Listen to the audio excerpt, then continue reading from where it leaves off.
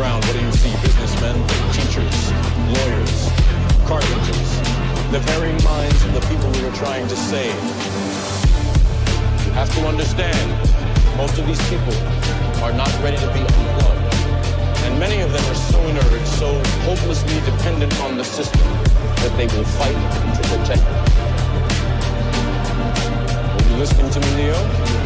Or were you looking at the woman in the red dress?